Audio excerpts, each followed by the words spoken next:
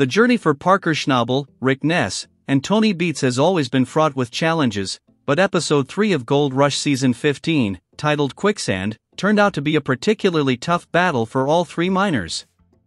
As they strive to hit their ambitious gold targets, each crew faced setbacks that tested their ingenuity, patience, and determination. Here's a detailed recap of the highs and lows of this action-packed episode. Parker Schnabel, fighting against the odds at Dominion Creek. Parker Schnabel's goal for this season is nothing short of monumental.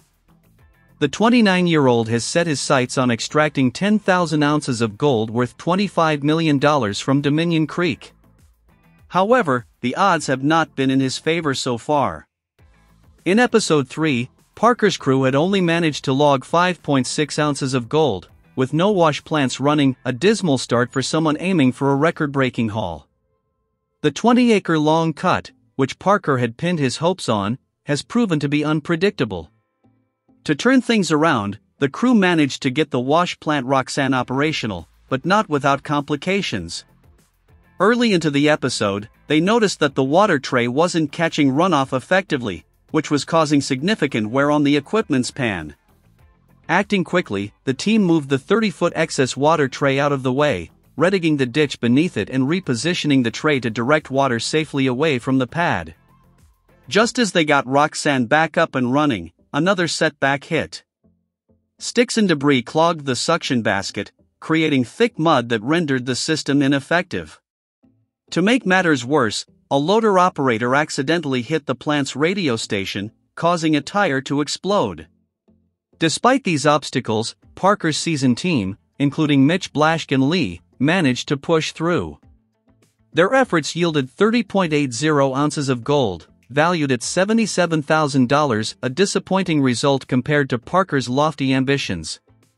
This episode left Parker questioning whether opening Long Cut first was the right decision. Rick Ness, Rally Valley cuts treacherous quicksand. Over at Duncan Creek, Rick Ness faced an uncertain future. With only one more guaranteed year of mining on his claim, Rick is determined to make the most of it. His focus has been on the 190-foot Rally Valley cut, which he hopes will lead to a life-changing haul. Unfortunately, disaster struck just as his crew was ready to start sluicing. The Rally Valley cut was flooded with what Rick described as muddy sh*T, the result of unstable walls collapsing and dumping dirt into the pit. The situation worsened when one of his excavators became at risk of sinking into the quicksand like muck. Extracting the machinery and clearing out the soupy mess became the crew's immediate priority. To tackle the problem, Rick turned to an old mining technique, deploying a 40-year-old cannon, or monitor, to pump and dilute the sludge. The monitor ran for 24 hours straight, while a trash pump worked to remove the diluted waste. It was a grueling effort, but Rick's team remained steadfast, hoping their persistence would finally pay off. Whether this risky endeavor will lead to the payoff Rick is banking on remains to be seen, but the pressure is mounting as the clock ticks. Tony Beets, Trials and Tribulations at Indian River. Tony Beets and his family started Season 15 strong, pulling in 774 ounces of gold worth $1.7 million within the first 2 weeks. However, Episode 3 saw the King of the Klondike and his crew grappling with a string of misfortunes that slowed their momentum. Tony's children, Mike and Monica, were tasked with setting up a third wash plant at Paradise Hill, while his nephew, 27-year-old Mike, stepped up as the rookie foreman for the Indian River plant. Things quickly took a turn for the worse when Tony's 30-year-old shaker deck began tearing itself apart. Repairing the deck would take days, putting a significant dent in their operations. Meanwhile, the Sluice-A-Lot wash plant, positioned at ground level, struggled to catch gold efficiently. The team decided to relocate the 45-ton wash plant 1 mile across the challenging terrain of Indian River to a higher pad. Despite the logistical nightmare, the crew successfully completed the move.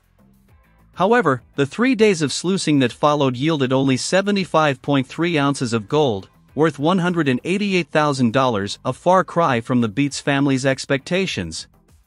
While the setbacks were frustrating, Tony and his team remain undeterred. With their track record of overcoming adversity, they are determined to bounce back stronger.